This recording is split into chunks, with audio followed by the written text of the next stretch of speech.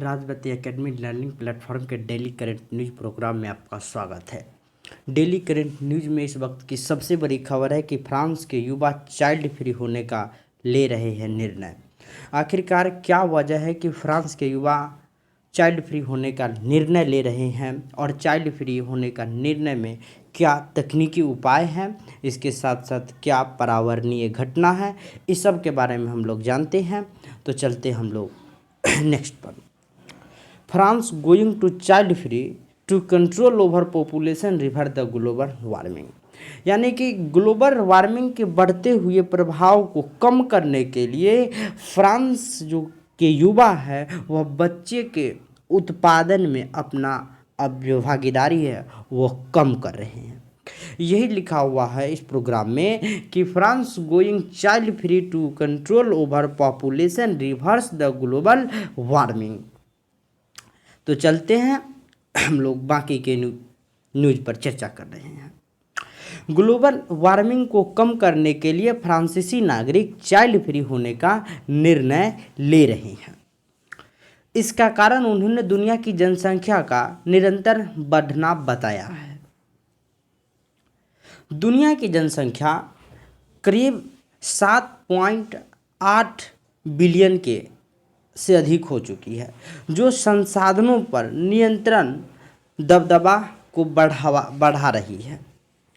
अब देखिए, जब 7.8 बिलियन से अधिक है, यानी कि दुनिया की जनसंख्या 7.8 बिलियन से अधिक हो चुकी है, जिसे संसाधन जो सामग्री है, खाद्य पदार्थ की जो सामग्री है, और जनसंख्या के अनुरूप तो हमारा खाद्य पदार्थ नहीं है, हमारी जो उपभोग की सामान है वो जनसंख्या के अनुरूप नहीं है, सब में क्या कंट्रोल है, सीमित है।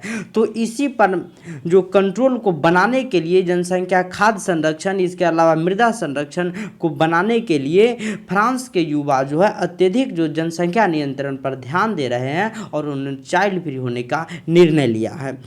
उन्होंने बताया कि दुनिया की जनसंख्या 7.8 बिलियन से अधिक हो चुकी है, जो संसाधनों पर निरंतर दबाव को बढ़ा रही है। इस कारण फ्रांस के अधिक जनसंख्या को नियंत्रित करने के लिए ऐसा निर्णय ले रहा है। फ्रांस के अधिक से अधिक युवा वयस्क पृथ्वी की मदद करने के लिए पर्यावरणीय कारणों से बच्चे पैदा करने का निर्णय नहीं ले रहे हैं।